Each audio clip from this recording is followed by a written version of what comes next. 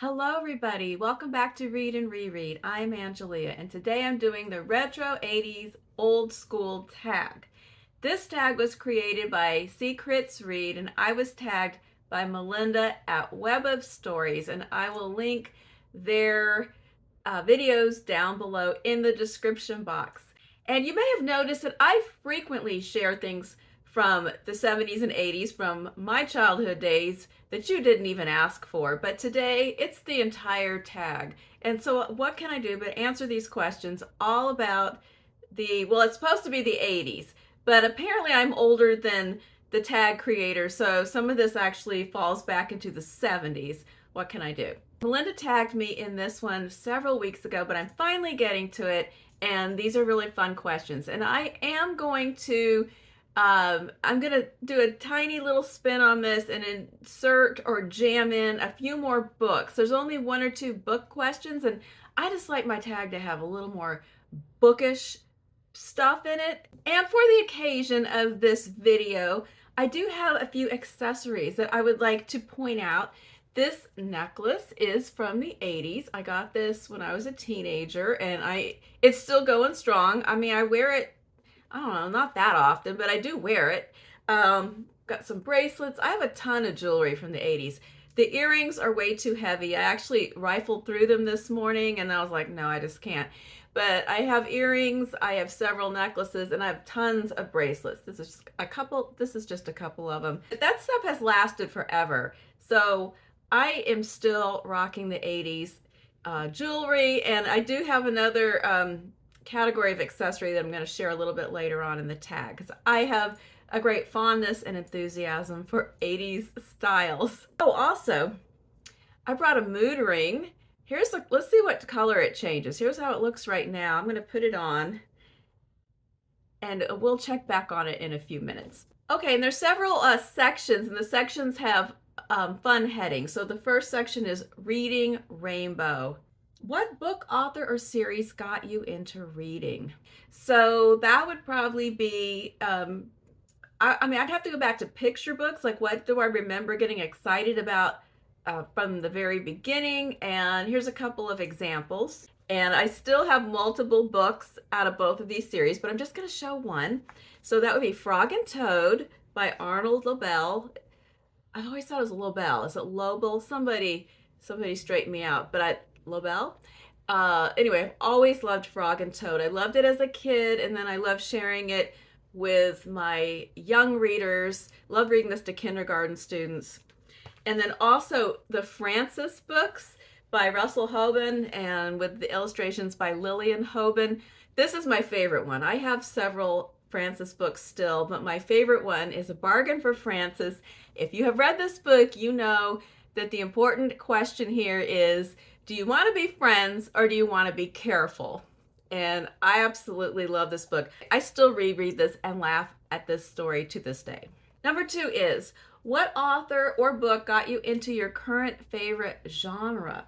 So I've always loved multiple genres, but of course, if you watch my channel, you know I do have a fondness for dystopian literature, time travel, that kind of science fiction. You know, I kind of skew towards being fascinated by those kind of stories.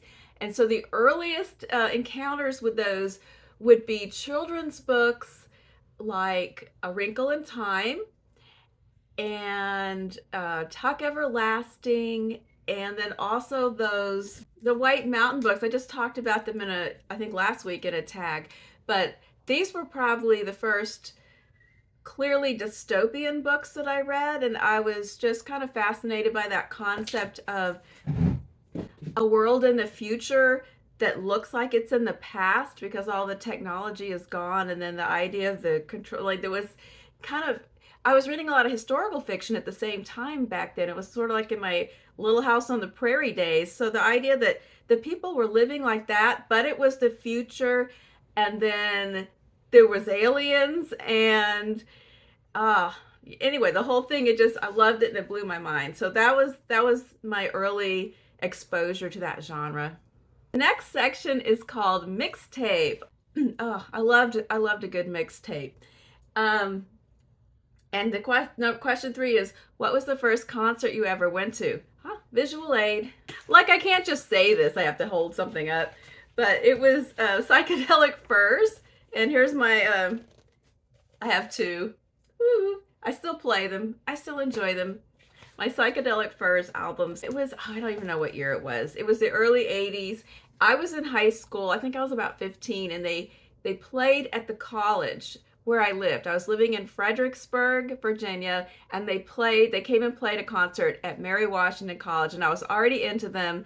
And so my friends and I went, we had so much fun, and I'm pretty sure I wore a trash bag outfit. And do you remember, if you were a teenager in the 80s and you were kind of a suburban punk teenager that hung out in the mall on Friday night, you might have made an outfit out of a trash bag, where you get it, not like a kitchen bag, like a big, like the kind you put stuff from the yard in, and you cut a head hole and 2 armholes, you put it on, and so the corners stick out like nice 80s shoulder pads, and then you get your big giant 80s belt and your neon colored tights, and you have a funky dress. And I'm pretty sure that is what I wore to the Psychedelic Furs concert. I'm going to try to find a picture of somebody wearing a trash bag dress to illustrate the look. Okay, here's how we're doing on the mood ring. It's turned into sort of a peach color. I don't know what that means.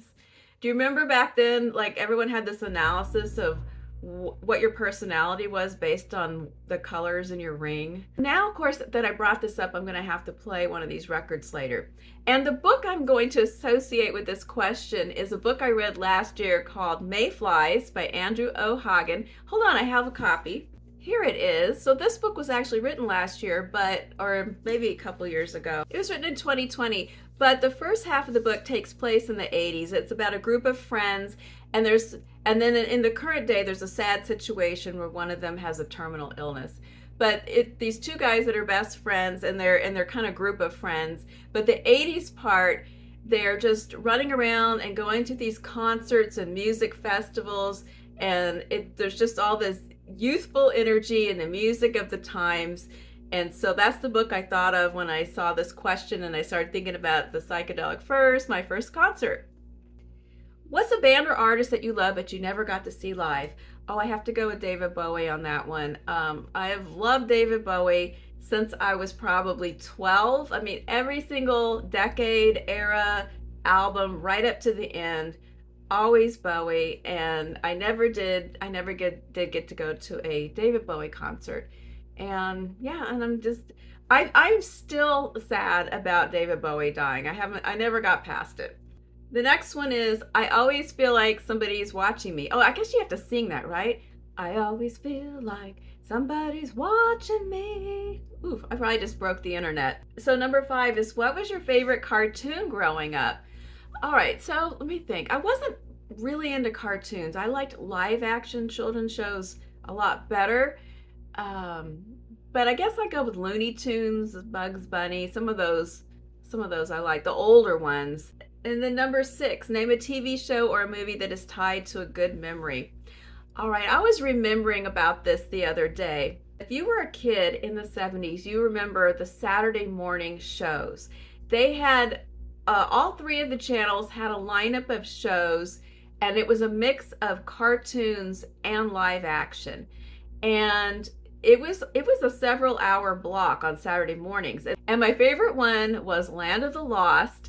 I'm going to put the intro down here, and I don't know how it escaped our attention, like the quality of the special effects in this show, or lack thereof, but I loved Land of the Lost. And if you used to watch it, you remember the Sleesticks and Chaka, and I love that show, and it was a time travel show. So again, with the early Angelia, consistent with older Angelia. But the special memory is that there was a preview night every year on a Friday night in fall. It was around the time school started, right before the new season of shows would come on. There'd be a Friday night preview where they'd show little snippets of all the shows that were going to be coming on that year. And it was like this big kid event. You'd go to your friend's house and have a sleepover and eat popcorn and watch this preview show and make plans about which were your favorite shows that you were going to watch that year. So yeah, that's my memory. We have name your first TV or movie crush. Oh, this is kind of embarrassing. Okay, I was an odd child, you guys. I was kind of odd. So I had this crush. I had the biggest crush on Bill Bixby. And I liked Bill Bixby in multiple decades. And I could I sort of played the field and watched all the different eras of Bill Bixby at the same time. I mean, not simultaneously, like I didn't have a multiple screens or something, but there was a junction in there where if you caught it just right on an afternoon when they showed old TV shows, you could watch My Favorite Martian, which I didn't really like that show, but young Bill Bixby was really cute. And then Courtship of Eddie's Father, which I absolutely loved. And then in the current time, The Incredible Hulk was playing.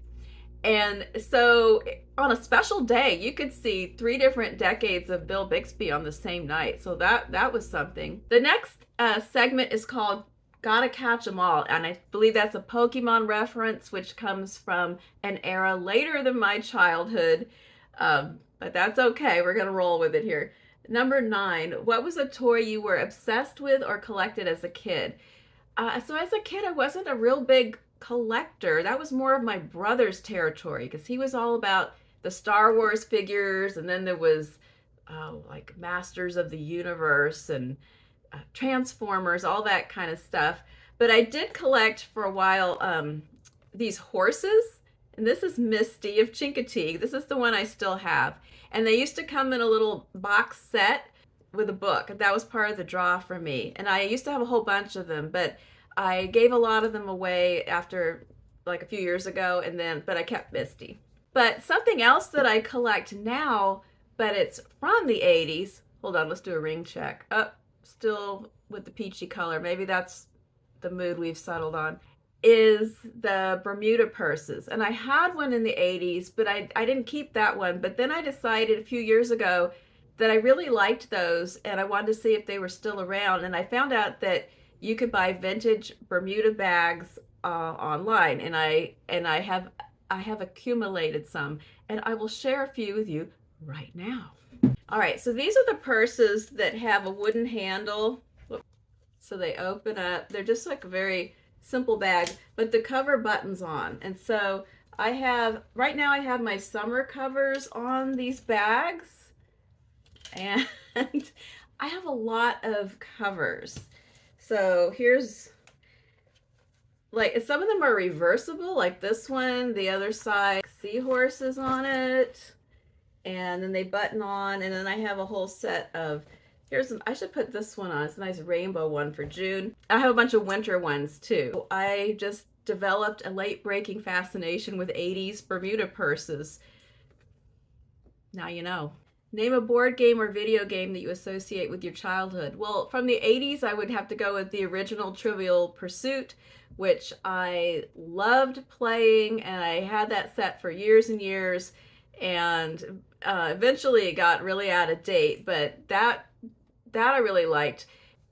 The video games, I've never been into that. That again was more of my brother's territory. I remember when he got the first Atari set and it was this big deal, but I really wasn't interested in it. But I do remember a game that I had, and I think I was about 12, and I can't remember what it was called, but I'm gonna track it down and stick a picture in here. And I want to say it was called Simon, but I thought Simon was that game where you hit the buttons, so maybe it has a different name, but it was like a red handheld game. When I was a younger child, the big board games were Monopoly, Clue, Life. There was this really goofy one called the Ungame. Did anyone have the Ungame? It was sort of like I don't know. It was almost like it was kind of like a social emotional learning kind of board game that we played at school. That was kind of odd. And then Husker Du. I liked Husker Du. Before I liked the band, I liked the board game. Number 11. Oops, this I could have done the Bermuda bags for this. A clothing trend that was popular when you were a kid. Um, so many. I mean, I lived in a beautiful juxtaposition where we went from the disco era, and then we went through the preppy era, the punk and new wave era, the new romantic era. I mean, there was a lot of great clothing trends. You should have seen me back in the day in, in seventh grade, my satin jacket and my roller skates that looked like sneakers. Those were the days. The last section is called I Want Candy. Another great tune. We have name a childhood snack or candy that you wish they still made. Okay, so I wish they still made Mystic Mint cookies. And I will put a picture in here. And this was a cookie. It kind of, the simplest explanation is a chocolate mint Oreo kind of style. But it was so much more. It wasn't just a mint Oreo though. Like the center, the white part in the middle was mint, and then the chocolate was chocolate mint, and it was thick. It was really thickly dipped, and it came in this box with a lid that opened. And so it was this kind of fancy, and then they were all in these rows. And in flavor, the closest thing I have found are those mint JoJo's that Trader Joe's puts out around Christmas time. But those are smaller, and they're still just not quite as good. The Mystic Mints were kind of lavish in my memory. They probably weren't, but that's how I remember them since I can't access them anymore. And also the lemon coolers. Where did those go? Do you remember those? They were kind of like Nilla wafers, but they had the powdered sugar on them, and they were lemony, and you keep them in the freezer. I hope that you are having a great week. If you too are a child of the 80s, please consider doing this tag or adding your own answers to any of the questions in the comments below. If you don't have a channel, I would love to hear your answers to any or all of these questions. And I will be back on Friday for Friday Reads. So I'll see you then. Goodbye.